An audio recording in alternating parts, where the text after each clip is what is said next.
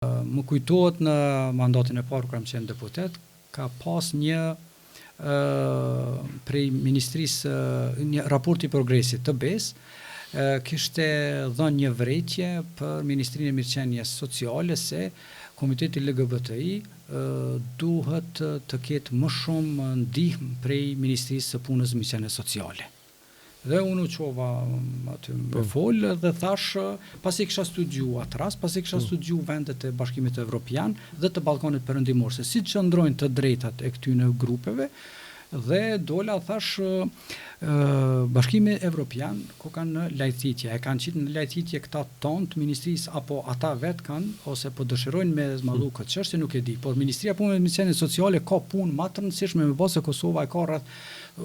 atëherë ishte rreth 40% varfria në Kosovë, jo në ekstrem, por 40% ishte varfria niveli i përgjithshëm, dhe Ministria e Punës dhe Mirëqenies Sociale ka detyra më shumë për me reduktu varfrinë në Kosovë, me zgjedh problemet e të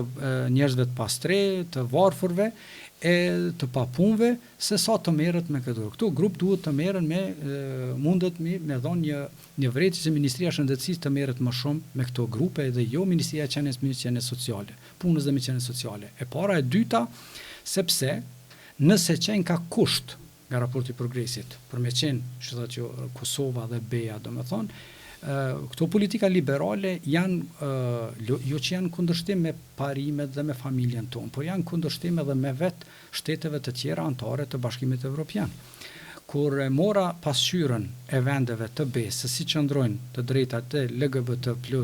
në vendet e BE-s, doli që Kosova ishte në midis shteteve të BE-s. Domethënë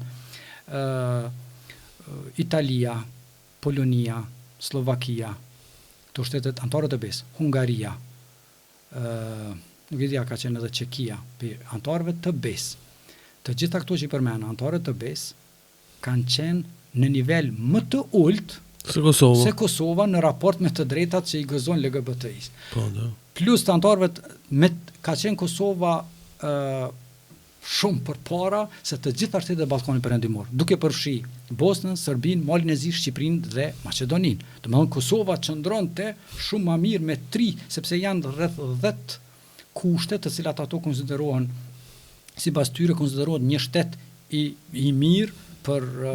këtë komunitet, dhe prej 1 deri në 10. Dhe Kosova e kishte 3 për këtyre rregullave ose të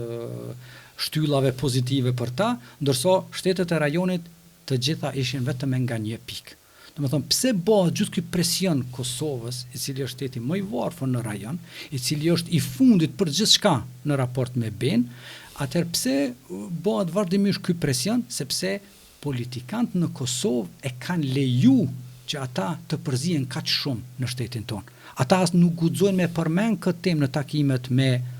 Orbanin e Hungarisë, ose me atë të Italisë, ose me atë të Slovakisë, por vinë te ne edhe na godasin me këtë temë, kinse pjesë të drejtave të njerëzit, që unë nuk e konsideroj që është pjesë të drejtave të njerëzit dhe nuk mund të jetë e tillë.